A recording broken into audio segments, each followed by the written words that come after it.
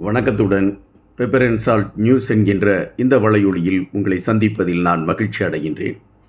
2 நாட்களுக்கு முன்பாக நான் ஒரு காணொலியை வெளியிட்டிருந்தேன். அந்த காணொலியில் கருணா அவர்கள் புலனாய்வுத்துறையின் விசாரணைக்கு உட்படுத்தப்பட்ட ஒரு செய்தியை மையப்படுத்திய காணொலியை வெளியிட்டிருந்தேன்.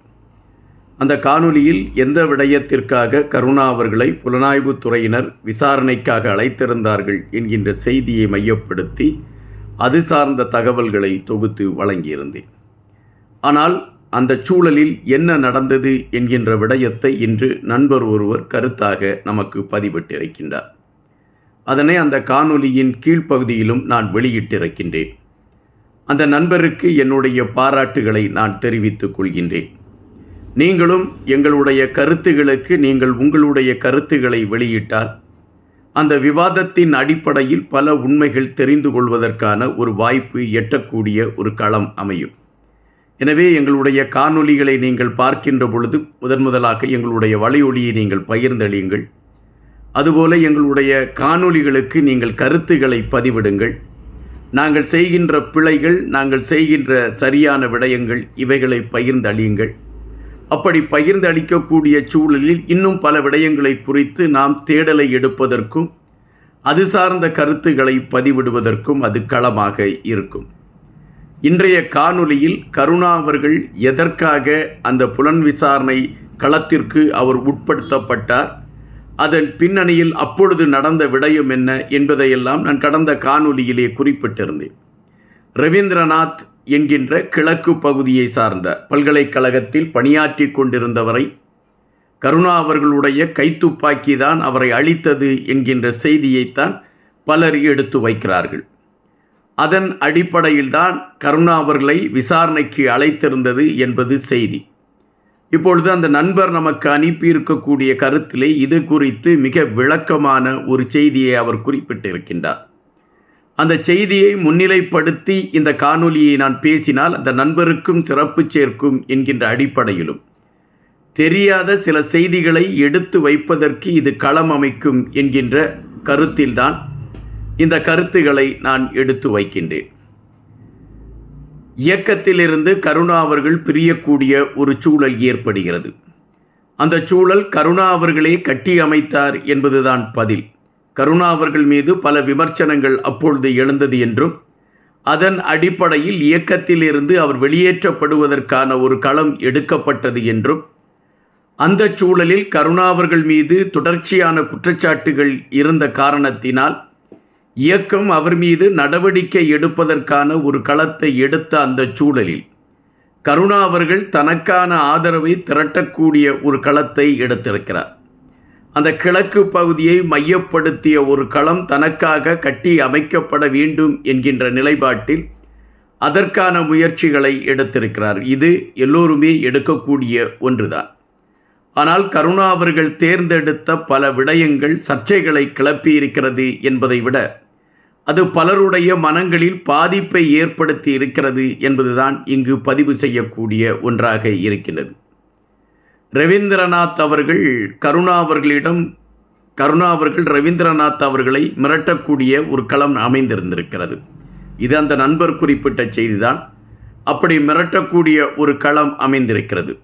நீங்கள் எங்களுக்கு ஆதரவான நிலைப்பாட்டை எடுத்துக்கொண்டு கல்லூரியில் எங்கள் சார்ந்த ஒரு நிலைப்பாடு உருவாவதற்கான களத்தை நீங்கள் எடுக்க வேண்டும் என்று அந்த ரவீந்திரநாத் அவர்கள் மிரட்டப்பட்டிருக்கிறார். ஆனால் அதற்கு அவர் உடன்படவில்லை. நான் தமிழர்களை பிரித்தாளக்கூடிய எந்த களத்தையும் எடுப்பதற்கு எனக்கு விருப்பமில்லை. நீங்கள் ஒற்றுமையாக பயணிக்க வேண்டும் என்பதுதான் என்னுடைய விருப்பமாக இருக்கிறது. எனவே நான் இதில் எந்தவிதமான முடிவையும் எடுக்க முடியாது என்று அவர் குறிப்பிட்டிருக்கிறார். அப்படி குறிப்பிட்ட வேளையில் கருணா அவர்கள் தன் கையில் இருக்கக்கூடிய துப்பாக்கியை வைத்து அவரை மிரட்டியதாகவும் அந்த மிரட்டலுக்கும் அவர் நான் பயப்பட மாட்டேன் என்று சொன்னதாக ஒரு செய்தியை இந்த நண்பர் குறிப்பிடுகிறார். அதுபோல இயக்கத்திற்கு அவர் சில தகவல்களை அந்த ரவீந்திரநாத் என்கின்ற அந்த பேராசிரியர் இயக்கத்திற்கு பல தகவல்களை கொடுத்திருக்கின்றார்.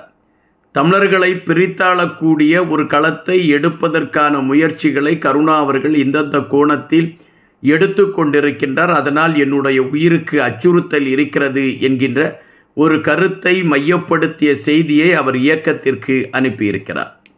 இயக்கம் அவரை காப்பாற்றுவதற்கான முயற்சிகளை எடுத்த பொழுது அது அவர்களால் முடியாத ஒரு சூழலாக அமைந்துவிட, கருணா அவர்களுடைய அந்த தோட்டாதான் ரவீந்திரநாத் அவர்களை தாக்கியது என்றும், அதனால்தான் ரவீந்திரநாத் அவர்கள் மரணத்தை தழுவினார் என்றும், கருணாவோடு உடனிருந்தவர்கள் 2 பேர் இப்பொழுது வெளிநாடுகளில் இருக்கிறார்கள் என்றும், இந்த தேர்தல் களத்தில் தேர்தல் பிரச்சாரம் செய்வதற்கு அவர்கள் இருவரும் இலங்கைக்கு வந்து அனுரா அவர்கள் அல்ல, ரணில் விக்ரமசிங்கே அவர்களுக்கு ஆதரவான ஒரு தேர்தல் களத்தை அவர்கள் எடுப்பதற்கான முயற்சிகளை எடுத்ததாகவும் அந்த நண்பர் செய்திகளை குறிப்பிட்டிருக்கின்றார்.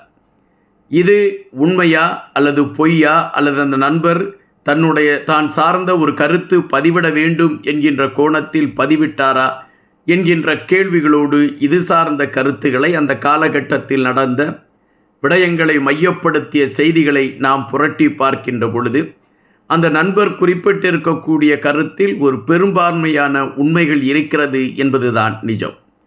அவர் எதையுமே கற்பனையிலோ அல்லது ஒரு பொய்யான செய்தியை வெளியே எடுத்து வைக்க வேண்டும் என்கின்ற நிலைப்பாட்டிலோ அவர் கருத்துக்களை எடுத்து வைக்கவில்லை. இதுபோலத்தான் இன்னொரு செய்தியும் பேசப்படுகின்றன. தற்பொழுது இலங்கையில் இருக்கக்கூடிய ஒரு முக்கியமான முன்னாள் காவல்துறையின் முதன்மையான அதிகாரிக்கு மரண தண்டனை விதித்திருக்கிறது நீதிமன்றம், அது கொழும்பு நீதிமன்றம். இந்த மரண தண்டனை விதிக்கப்பட்ட விடயத்தை மையப்படுத்தி நானும் அது சார்ந்த கருத்துக்களை தேடி ஒரு காணொலியை வெளியிட்டிருந்தேன். அந்த காணொலியை வெளியிட்ட பொழுது நமக்கு ஒரு செய்தி நண்பர்கள் இதுபோல கருத்தாக பதிவிட்டிருந்தார்கள். அந்த கருத்தில் அவர்கள் குறிப்பிட்டிருந்த ஒரு விடயம், அந்த குறிப்பிட்ட காவல்துறை அதிகாரி இயக்கத்தை சார்ந்த 60 பெண் இயக்க தோழர்களை அவர்களை முன்னால் போக சொல்லிவிட்டு பின்னாலிருந்து துப்பாக்கியால் சுட்டு கொன்ற ஒரு மாபெரும் பாதகமான செயலை செய்தவர் என்கின்ற குற்றச்சாட்டை அந்த முன்னாள் போலீஸ் அதிகாரியின் மீது வைத்தார்கள். அந்த காவல்துறை அதிகாரியின் மீது வைத்திருந்தார் அந்த நண்பர் கருத்தாக. இயக்கத்தை சார்ந்தவர்கள் தமிழர்களுக்கு எதிராக செயல்பட்டு கொண்டிருந்த ஒவ்வொருவர்களும் ஒரு காலகட்டத்திற்கு பின் அவர்களுக்கான தண்டனைகள் வந்து சேர்கின்றன என்பதைத்தான் இவைகள் நமக்கு உறுதிப்படுத்துகின்றன. இந்த நண்பர்கள் இருவரும் கொடுத்திருந்த அந்த கருத்துக்களை வைத்து பார்க்கின்ற பொழுது, கருணா அவர்கள் அந்த சூழலில் தவறு இழைத்திருக்கக்கூடிய ஒரு நிகழ்வு நடந்தேறி இருக்கிறதா என்கின்ற ஐயப்பாடுகள் மனதிற்குள் எழும்புகின்றன. அதுபோல முன்னாள் காவல்துறை அதிகாரிக்கு மரண தண்டனை என்பது சரியான ஒரு தீர்ப்பு என்பதாகத்தான் கணிக்க முடிகின்றது. காரணம், 60 இயக்க சார்ந்தவர்களை அவர் தன்னுடைய துப்பாக்கியால் சுட்டு கொல்லக்கூடிய அளவிற்கு கொடூரமானவராக இருந்திருந்தார் என்றார். அவர் மனதிற்குள் மனிதநேயம் என்பது இல்லாத ஒரு மனிதராகத்தான் இருந்திருக்க முடியும் என்பதுதான் பதிவு. தற்பொழுது என்னுடைய காணொலிகளை பார்த்து கருத்துக்களை பதிவிடக்கூடியவர்கள் சொல்லக்கூடிய இந்த தகவல்களை மையப்படுத்தி தான் இந்த காணொலியை நான் பேசியிருக்கிறேன். உங்களிடம் ஒரு வேண்டுகோள், நீங்கள் இதுபோல் கருத்துக்களை பதிவிடக்கூடியவர்கள் உங்களுடைய பெயர்களை நீங்கள் பதிவிட்டால் நீங்கள் சொல்லக்கூடிய கருத்துக்களை உள்வாங்கிக் கொண்டு நீங்கள் சார்ந்த பதிவுகளை நான் தொடர்ச்சியாக வெளியிட காத்திருக்கிறேன்.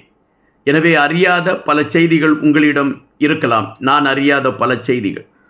அவைகளை நீங்கள் கொடுத்து உதவினால் கண்டிப்பாக எங்களுடைய வலையொலியில் அது சார்ந்த கருத்துக்களை நான் கண்டிப்பாக வைத்து கொண்டே இருப்பேன். இந்த 2 நண்பர்களுக்கும் அல்லது தோழர்களுக்கும் என்னுடைய நன்றியை தெரிவித்துக் கொள்கின்றேன். எங்களுடைய இந்த வலையொலியை பகிர்ந்தளிங்கள், எங்களுக்கான ஆதரவை கொடுங்கள். நாம் மீண்டும் தமிழ் விடயத்திலே தொடர்ந்து கொண்டிருப்போம். நன்றியுடன் இன்பா.